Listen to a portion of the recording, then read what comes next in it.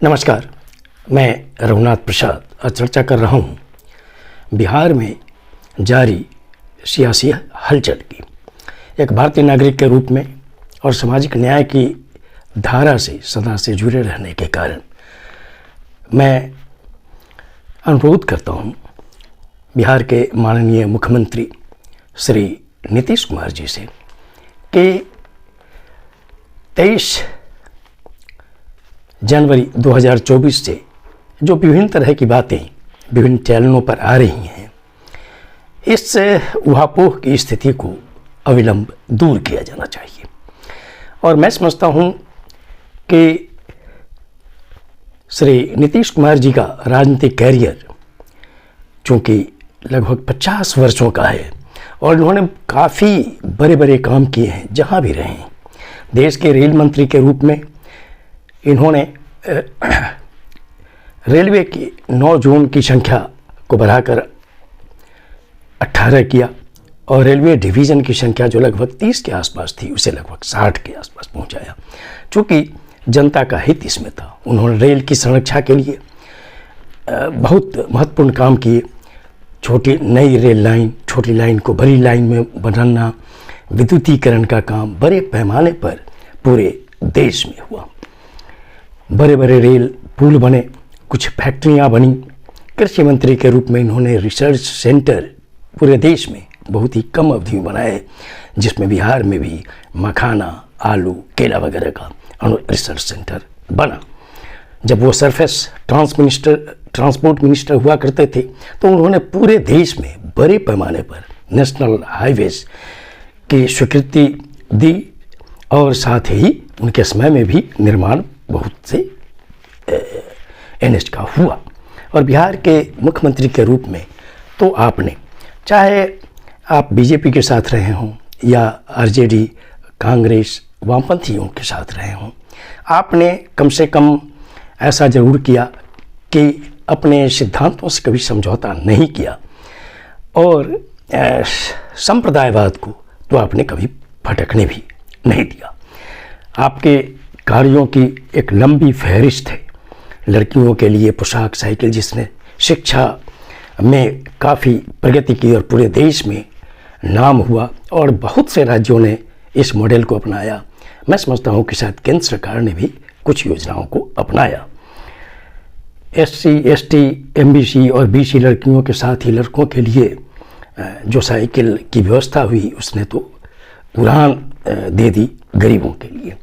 Matric, inter, graduation first division pass करने पर और SC, ST के लिए तो सेकंड डिवीज़न वगैरह में भी प्रोत्साहन राशि की व्यवस्था हुई, जिसने शिक्षा के प्रसार में बहुत बड़ी मदद की। SC, ST, MBC, BC और सभी महिलाओं के लिए प्रतियोगिता परीक्षा हेतु सिविल प्रोत्साहन योजना शुरू हुई, जिसने काफ़ी मदद की है लोगों को कॉम्पिटिटिव एग्ज़ाम में compete करने में।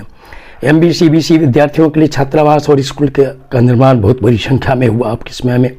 लोअर जुडिशियरी के मामले में SC, ST के अतिरिक्त अत्यंत पिछड़े और पिछड़े को आरक्षण एक बहुत बड़ी चीज़ थी।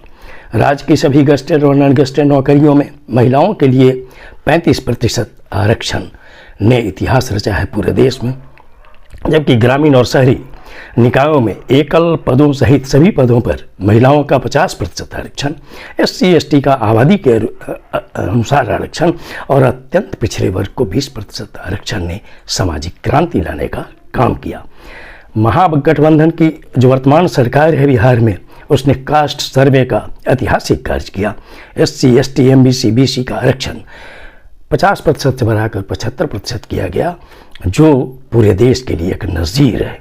महागठबंधन की सरकार में, जिसमें आप मुख्यमंत्री के रूप में हैं और श्री तेजस्वी जी उप मुख्यमंत्री के रूप में, कहिए कि बहुत ही छोटी अवधि में जो शिक्षकों का लगभग 2 लाख अपॉइंटमेंट हुआ और अन्य सेवाओं में भी बहुत बड़ी संख्या में अपॉइंटमेंट हुआ, लगभग 3 लाख अपॉइंटमेंट इस अवधि में हुए। पूरे राज्य में सड़कों का जाल बिछा है, पुल पुलियों का जाल बिछा है, फ्लाईओवर की भरमार हुई है, ऐतिहासिक भवनों का निर्माण हुआ है। आपके और लालू जी के अथक संघर्ष और प्रयास के कारण अंततः भारत सरकार विवश हुई सामाजिक न्याय के पुरोधा और देश के महान समाजवादी नेता, गरीबों के मसीहा, झोपड़ी के लाल श्री जननायक कर्पूरी ठाकुर जी को भारत रत्न देने के लिए पूरे देश में खुशी की लहर आ गई। गरीबों में, अनुसूचित जाति, अनुसूचित जनजाति, अत्यंत पिछड़ा वर्ग, अकलियत को तो अत्यंत ही प्रसन्नता हुई। लेकिन ऐसे समय में बिहार में जो हलचल हुई कि सरकार बदलने की स्थिति हो रही है, आपके अथक प्रयास के कारण इंडिया ब्लॉक का गठन हुआ और इंडिया ब्लॉक में जब आपने 15 दलों को जोड़ा, धीरे धीरे वो 28 दलों तक पहुंचा।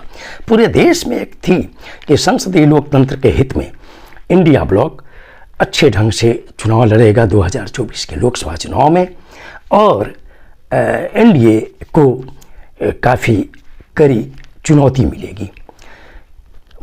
वाद विवाद होते रहते हैं, कोई भी गठबंधन बनता है, छोटी छोटी बातों को लेकर मतांतर होते हैं, लेकिन मतांतर होने का ये मतलब नहीं होता है कि कोई ऐसा निर्णय भावावेश में लिया जाए जो पूरे देश में एक अजीब मैसेज दे।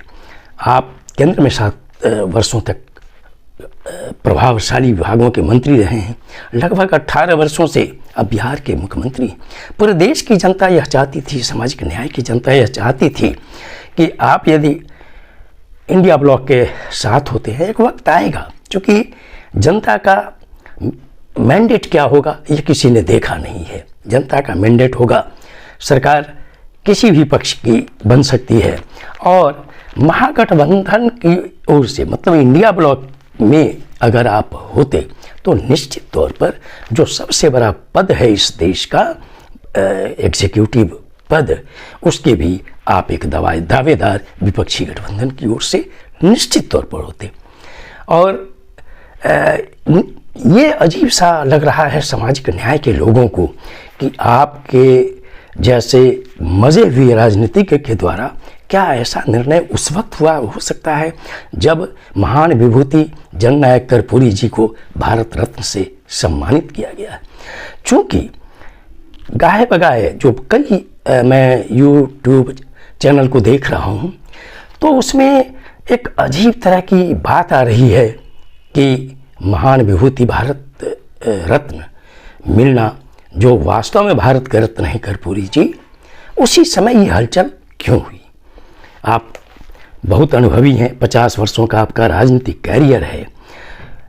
मैं समझता हूँ कि पुनः आपको सोचना चाहिए। अभी जो हलचल है, लग रहा है कि अब महागठबंधन की सरकार हटने जा रही है और फिर जनता दल यूनाइटेड और भारतीय जनता पार्टी की सरकार बिहार में हो रही है। मतलब कि विपक्षी धारा से आप अलग हो रहे हैं। क्या आप ये चाहेंगे कि इतिहास में जिस ढंग से बदलाव किया जा रहा है, धीरे धीरे कई कॉर्नर से संविधान की समीक्षा की बात उठ रही है, धार्मिक जो भावनाएं समाज में फैलाई जा रही हैं, क्या ये देश हित में है? आप डॉक्टर राम मनोहर लोहिया को आदर्श मानते हैं, आप जननायक कर्पूरी ठाकुर को आदर्श मानते हैं और आप पर भ्रष्टाचार का आज तक कोई आरोप नहीं लगा, आप पर परिवारवाद का कोई आरोप नहीं लगा है।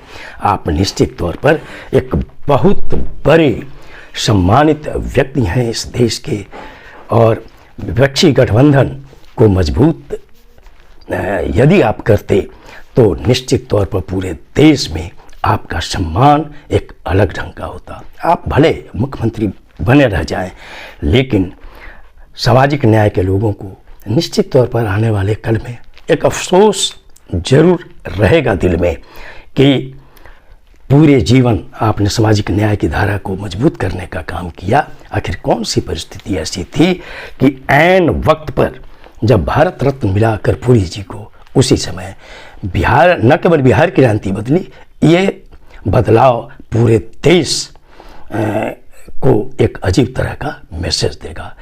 पुनः सामाजिक न्याय की धारा से जुड़े हुए व्यक्ति के रूप में मैं अनुरोध करता हूँ, सामाजिक न्याय के लोगों की भावनाओं को देखते हुए कि आप अपने निर्णय पर पुनः विचार करें।